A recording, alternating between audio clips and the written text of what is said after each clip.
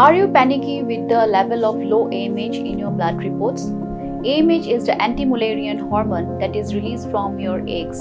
It is the indicator of the balance of your eggs at that particular time. It doesn't indicate your chances of pregnancy at all. So even if your AMH is 0.2, you still have a fair chance of pregnancy.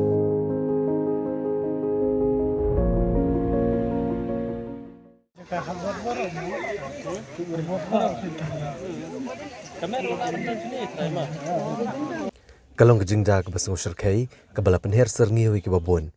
Haga bagi Nongshong Shnong ka Lawjynriew nong temai, haga janmiat jong ka arpunriew terik banai leber arhajar arpulai. Kilalap Kjat jong orang wa Briew hajan ka IIM Lawjynriew. Kat kumki kubor beli olum neki pulit kila subajor ba kani ka Kjat ka belalap kala abandai ka badan benta bat ka klik Briew ka belalap nakani ka jaka haka khanyo terik leber. Ki pulit kila pentip ba kejing tokit kerangya cekmat alor kani kejingda kamtam haga banlap bat bantip ya Briew ubalasha penyap.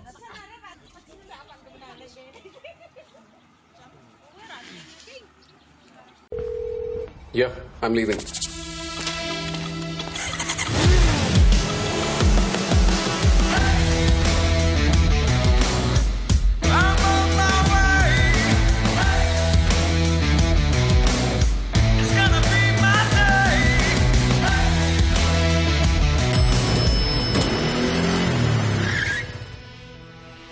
You're late.